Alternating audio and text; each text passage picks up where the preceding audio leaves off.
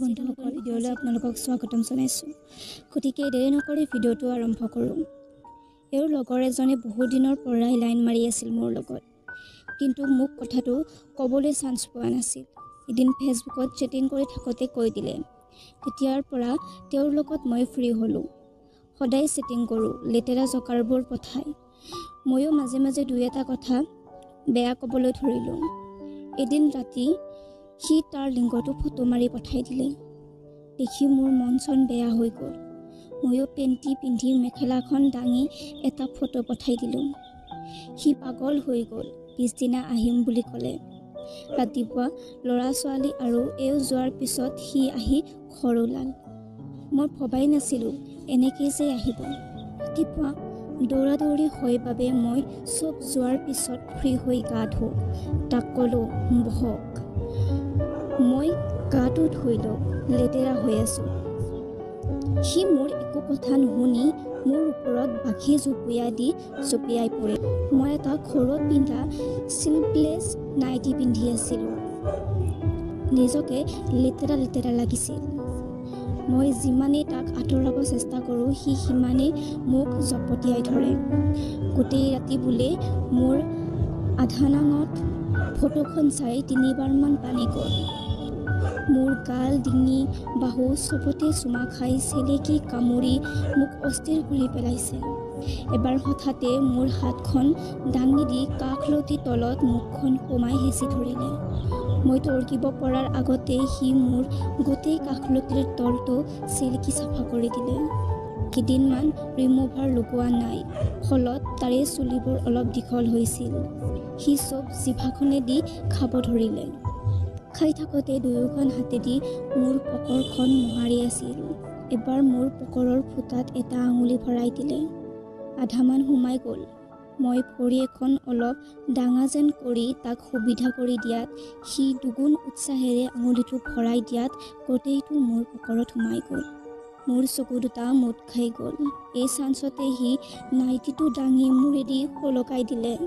মই মোৰ পুতিৰ বন্ধু এজনৰ আগত সম্পূৰ্ণ উলংগ হৈ থিয় দি ৰ'লোঁ। মোৰ দেহৰ প্ৰতিটো ভাঁজতে সি হাত বুলাই চুহি চেলেকি আৰু মোৰ মৌচাকখন ৰখে চপচপীয়া কৰি পেলালে। ৰগ বৈ মোৰ পকৰ পাইছিল। সি তেতিয়াও আঙুলিটো পকৰত সোমাই থৈছিল। তেতিয়া মোৰ দুভৰি মেলাই আছিল। সি মোৰ সন্মুখত আঁঠু কাঢ়ি মোৰ পেটটো চেলেকি এখন হাতেদি মোৰ বাল ভৰ্তি বুচখন মোহাৰি আছিল। এবাৰ সি মোৰ দুভৰিৰ মাজেদি পাৰ হৈ গ'ল। এইবাৰ মোৰ পাছফালটো তাৰ সন্মুখত। মুখখন দুইখন টপিনাৰ মাজত হেঁচি জিভা দি চুব খুজিছিল। কিন্তু মোৰ টপিনাৰ দাবনা দুখন ডাঙৰ বাবে পৰা নাছিল। মোৰ টপিনাৰ দাবনা দুখন ডাঙৰ বাবে তাৰ জিভাখন ভিতৰত যোৱা নাছিল। অলপ আগফালে হাউলি দিয়াত মোৰ পিছফালটো মেল খাই গ'ল। সি দুয়ো হাতেদি মোৰ দাবনা দুখন ফাঁক কৰি একেবাৰে ফুটাত জিভা দি চেলেকিবলৈ ধৰিলে। ভোকাতুৰ কুকুৰৰ দৰে মোৰ গোটেই কটিখন খালে। সুখত মোৰ চকুৰ পানী ওলাই গৈছিল। ইফালে মোৰ মৌচাক ৰখে চৌ চৌ। থাকিব নোৱাৰা হৈ তাক ঠেলা মাৰি মজিয়াত পেলাই দি তাৰ চব কাপোৰ কানি টানি আজৰি খুলি দিলোঁ। মস্ত ঢেঁকীথোৰাডাল দেখি মোৰ হিতাহিত জ্ঞান হেৰাই গৈছিল। একো নাভাবি নিচিন্তি তাৰ সেইডালত মৌচাকখন লগাই হাগিব পসাদি বহি দিলোঁ। পোৰ পোৰকৈ গুৰিলৈ সোমাই যোৱাতহে অলপ শান্তি পালোঁ। অলপো সময় নষ্ট নকৰি খপাখপ থাপ মাৰিলোঁ। তাৰ অৱস্থা আৰু তথৈবচ। দাঁত মুখ কামুৰি কঁকাল দাঙি আছে চকু মুদ খোৱা। 2-4 থাপ দিওঁতেই সি আহ আহকৈ উঠিল। কি হ'ল সুধিব খোজতেই গম পালোঁ মোৰ মৌচাকত তাৰ ঢেঁকীথোৰাই বমি কৰিছে।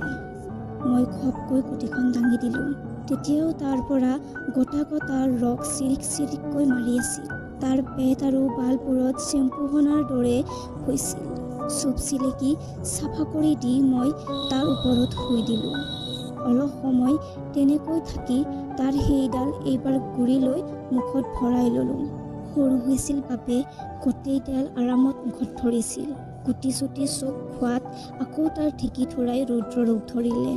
তাক আৰু অলপ গৰম উঠাবৰ বাবে মই মোৰ পকৰটো তাক দেখাকৈ মুখৰ আগত নচাই নচাই তাৰ লিংগটো চুহি থাকিলোঁ।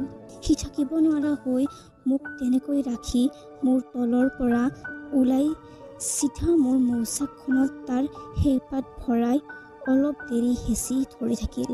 তাৰপিছত যি থাপ আৰম্ভ হ'ল সেয়া গধূলিলৈ চলি থাকিল। মাত্ৰ ঠাইবোৰ সলনি হ'ল। কেতিয়াবা মোৰ মৌচাকত, কেতিয়াবা মোৰ পকৰত, কেতিয়াবা মোৰ মুখত আৰু কেতিয়াবা কিটচেনত, কেতিয়াবা বাথৰুমত, কেতিয়াবা বেডৰুমত, কেতিয়াবা ষ্ট'ৰ ৰুমত, কেতিয়াবা ড্ৰয়িং ৰুমত। মুঠতে গোটেই দিনটো মোক বজালে। 1 মিনিটৰ বাবেও কলিক এৰা নাই মোক। মুতিব যাওঁতেও লগত গৈছে। প্ৰথমতে লাজ লাগিছিল, কিন্তু পিছত সহজ হৈ পৰা তাক সন্মুখত বহাই দুভৰি মেলি সি দেখাকৈ থিয় হৈ মুতিছোঁ। তাৰ দিনটো 4 বাৰমান পানী গ'ল। মোৰ যে কেইবাৰ গ'ল হিচাপ নাই। সি আটাইকেইবাৰে মোৰ ভিতৰত পেলাইছিল। পিছদিনা এটা আই পিল খাব লগা হৈছে। 3 দিনলৈ বিষ আছিল, বিশেষকৈ পকৰৰ ফুটাটো। ধন্যবাদ। যদি কাহিনীটো শুনি ভাল লাগিছে মোৰ চেনেলটো ছাবস্ক্ৰাইব কৰি দিব। ধন্যবাদ।